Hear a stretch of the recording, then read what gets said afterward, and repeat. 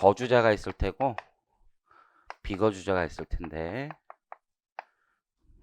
비거주자 혹은 외국법인도 있겠죠. 비자 외국법인 이렇게 있고 요 이제 비거주자나 외국법인은 세금을 어떻게 내느냐 이제 그거에 대한 얘기인데 우선은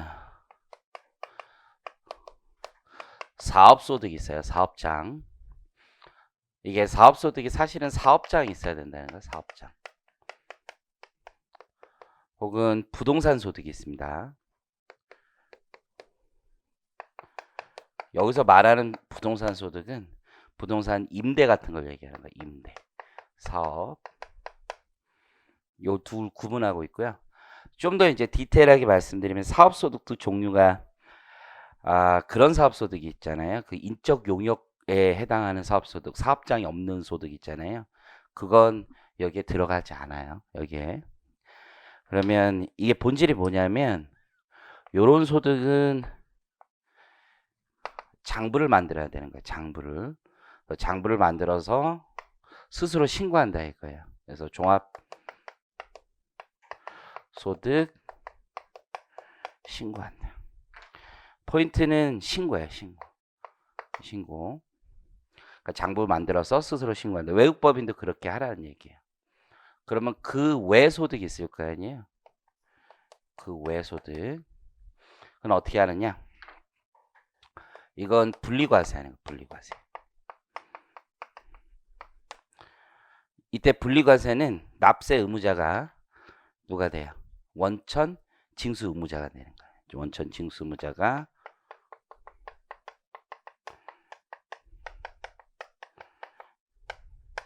세금 내서 끝내라. 이런 뜻으로 이해하시면 돼요. 그럼 한번 보면 갑이 있고 을이 있어요. 그리고 국가가 있겠죠. 법률 관계를 보면 여기 징수 의무자가 있는 거고 여기 납세 의무자가 있겠죠. 그러면 이게 분리과세 대상이라면 법률 관계는 이 둘 사이에서만 생기는 거예요. 법률 관계는 징수 의무자와 국가 사이에서.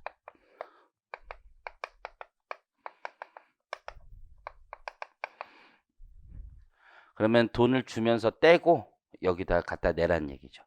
만약에 이게 안 들어와. 이해하시겠죠? 안 들어오면 어떻게 되는 거야? 국가는 누구에게만?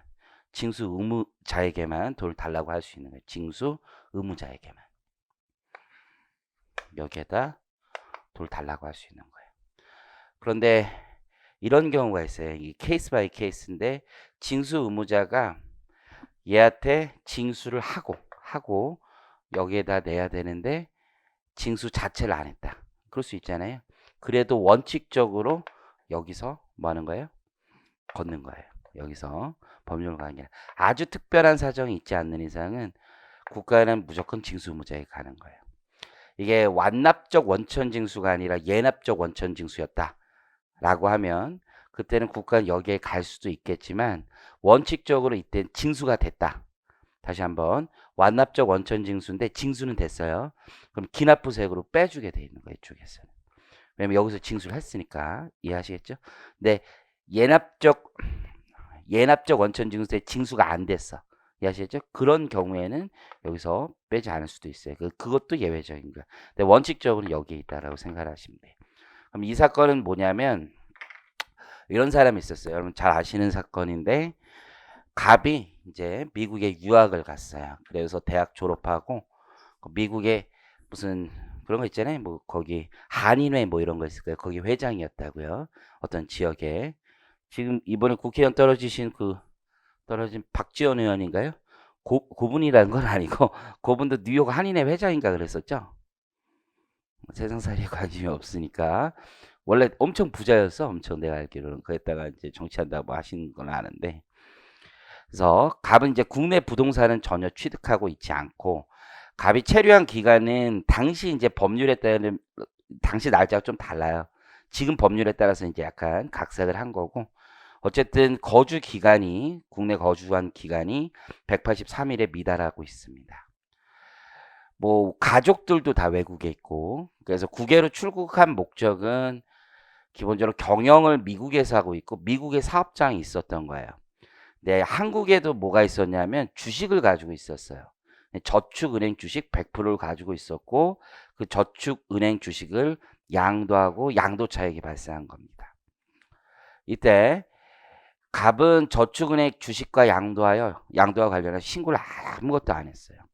여기에 있는 소득 말고 지금 다른 소득이 하나 나온 거잖아요. 그게 뭐냐면 주식 양도이죠. 주식 양도. 주식 양도는 이렇게 생각하시면 되는데요. 만약에 내가 부동산을 양도했다. 부동산. 이거하고 같은 게 뭐냐면 부동산 주식이죠. 부동산 또는 부동산 주식을 양도를 하면 신고를 자기 스스로 하게 돼 있어. 이해하시겠죠? 신고를.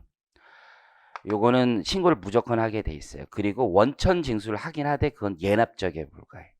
실제 등기를 하려면 자기가 뭐 해야 되냐면 인감 증명 있죠. 인감 증명을 해서 등기를 낼 거 아니야. 세금 완납 증명이 없으면 인감 증명에 관한 법률에 따라서 아예 등기가 안 되게 돼 있어.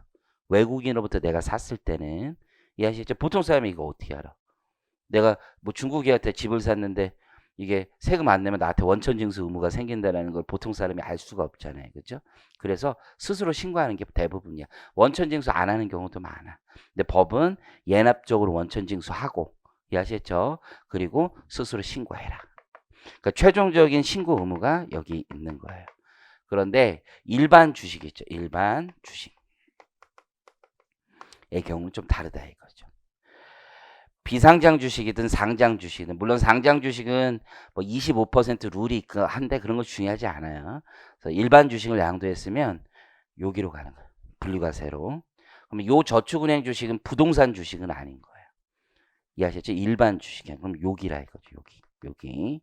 그러면 스스로 신고하는 게 아니라 이 소득을 지급하는 자가 원천 징수하는 세금이 되는 거예요. 주식을 양도했을 때. 그러면 요쪽으로 다시 와보면 요 관계에 있는 거예요. 요 관계.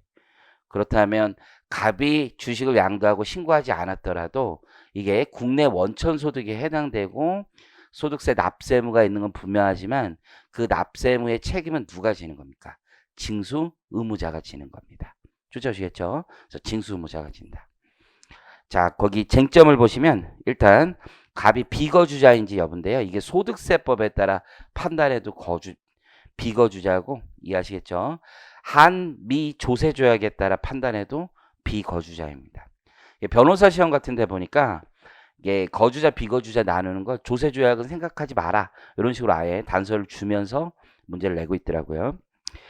양가로 2번이 중요한 건데 비거주자인 원천 납세 의무자에게 직접 과세 처분을 할 수 있냐? 그렇지 않다는 얘기입니다. 이게 직접 과세 처분을 하려면 뭐가 있었어야 돼? 신고 의무가 있었어야 된다는 얘기입니다. 자, 다음 페이지 가보시면 이게 비거주자인 이유는 일단 국내 주소가 있지 않다라고 보는 겁니다. 국내 주소가 있는지 없는지 여부는 생활관계 객관적 사실에 따라 판단한다라고 말씀드렸고 이때 직업, 가족, 재산 상태 이런 것들을 키워드로 잡으시면 돼요.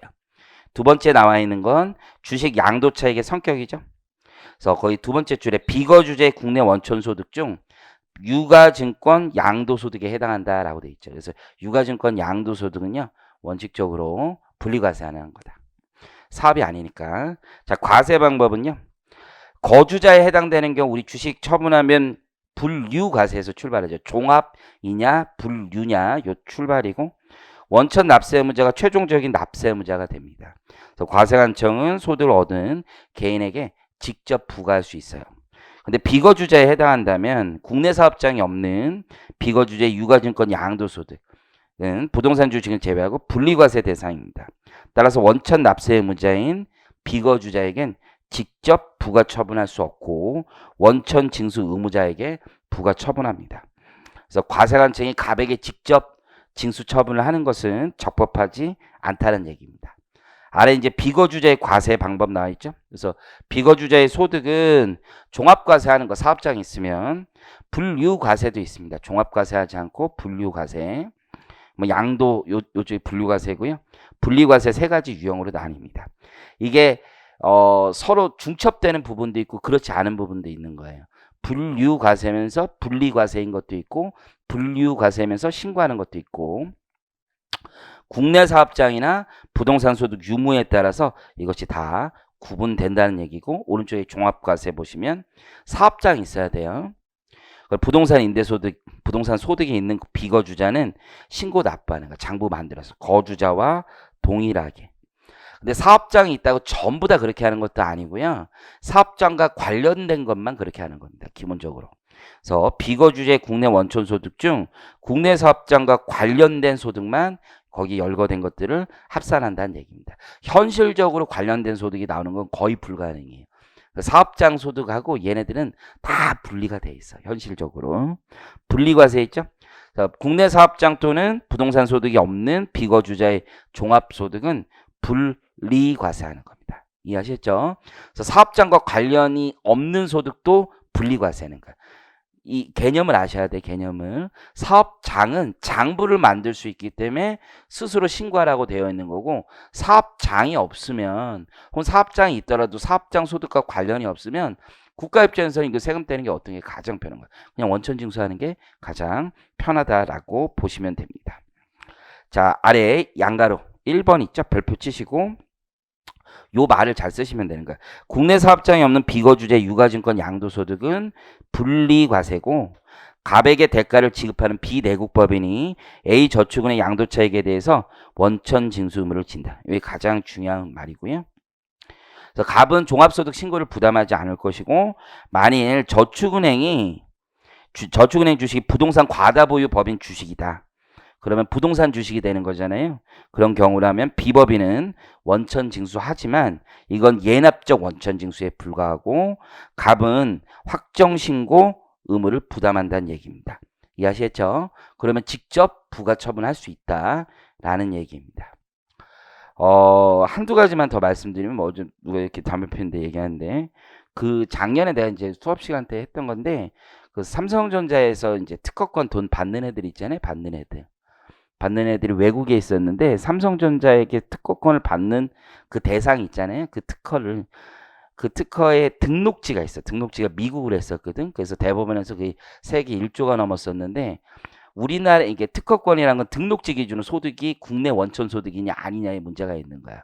근데 우리나라에서 등록을 안 했기 때문에 이 특허권의 소득은 미국에서 발생했다라고 본 거지. 이해하셨어요? 그래서 원천 징수 의무가 하나도 없다. 그래서 완전히 얘기가 끝난 거야. 이해하시겠죠? 당시에 이제 원천 징수 했었는데 환급 받아간 거야. 외국 애들이. 지금 이해하시겠죠? 당시에는 법률이 무조건 분리과세라도 외국 법인이나 비거주자는 경정청구권을 인정했어. 지금은 다 인정하는 거지. 무조건 다 인정하는 거고. 또 그런 게 있어요. 내가 이제 말씀드린 것처럼 아주 예외적인 경우엔 얘에게도 부과할 수 있는 조문이 있다고 했잖아요. 그 소득세법에 있어요. 소득세법 잠깐 80조 한번 펴봐요. 80조. 여러분 교재도 있긴 한데 소득세법 80조 거기 보면 2항 있을 거야. 2항 1호 2호 1호는 오류나 경정 2호 거기 보면 뭐라고 막 써져 있죠. 폐업 뭐 블라블라 써져 있죠. 그래서 원래 소득세법에서도 누구에겐 직접 징수할 수 없는 거냐면 원천 납세 의무 찾고 있는데 오래 걸리나 봐요. 찾았어요? 80조 결정 경정이라고 돼 있잖아요. 부과한다는 얘기야. 근데 2항 2호에 가보면 그 원천 징수 의무자가 폐업 등의 사유가 있으면 이해하시겠죠? 누구에게도 직접 부과할 수 있는 특례가 있는 거야. 원천 납세 의무자에게도 부과할 수 있는 특칙 조항이 있는 거예요. 이해하시겠죠? 굉장히 특칙이야. 그러니까 여러분들이 이런 건 세법하게 안 나오는 거예요. 원론적인 내용만 나오는 거니까 원래 법률 관계를 깨는 거야. 왜? 그냥 오로지 뭐 하기 위해서. 징수권을 좀 더 확보하는 차원에서 한다는 얘기인데요. 이건 지나친 거라고 생각합니다. 개인적인 생각은.